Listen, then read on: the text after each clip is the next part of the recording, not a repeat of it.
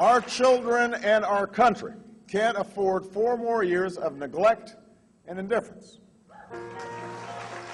I've been a teacher for some time now, and I teach teachers, and as well as teaching at the high school level, and he really understands what teachers need, and he understands what students and schools and administrators need. At the community college where I teach, I've been there 27 years.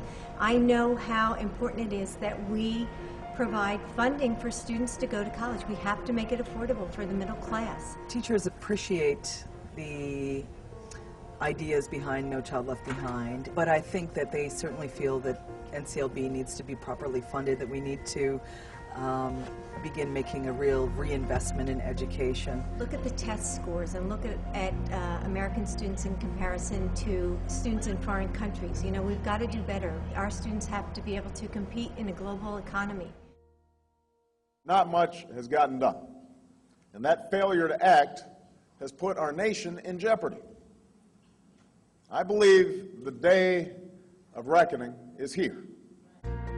Barack starts his education program in the preschools. That's where we have to start with early education. My plan calls for giving every child a world-class education from the day they're born until the day they graduate from college.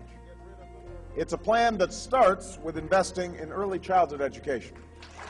The presence of real choice on the part of educators and real diversity in terms of the curriculum and assessment will make an incredible difference in the way that students and parents perceive schools. Closing the achievement gap that exists in too many cities and rural areas is right. More accountability is right. Higher standards are right.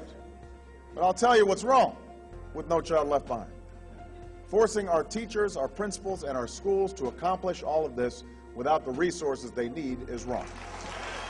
The biggest thing that I think that Barack will do for students is that he will make education affordable.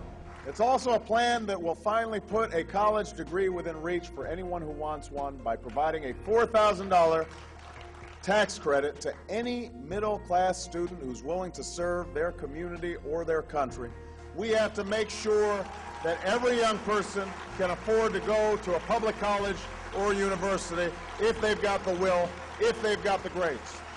And I think that a big part of Barack's educational plan involves reaching out to community members and parents and ensuring that they are in fact prepared to assist their children. No education policy can replace a parent who's involved in their child's education from day one, who makes sure their children are in school on time, helps them with their homework after dinner, and attends those parent-teacher conferences. No government program can turn off the TV set or put away the video games or read to your children. He understands what students and schools and administrators need. You know, and I know, I mean, education is the key. There's going to be a dramatic and I think important shift in tone. You know, we're just going to have sweeping changes that now everything we've dreamed about for the past 8 years can become a reality. If we can just bring our education system in the 21st century, if we're looking forward and not backward, not only will our children be able to fulfill their God-given potential, and our families be able to live out their dreams. Not only will our schools out-educate the world and our workers out-compete the world, not only will our companies innovate more and our economy grow more, but at this defining moment, we will do what previous generations of Americans have done and unleash the promise of our people, unlock the promise of our country, and make sure that America remains a beacon of opportunity and prosperity for all the world. Thank you so much, everybody. God bless you. Thank you. Thank you.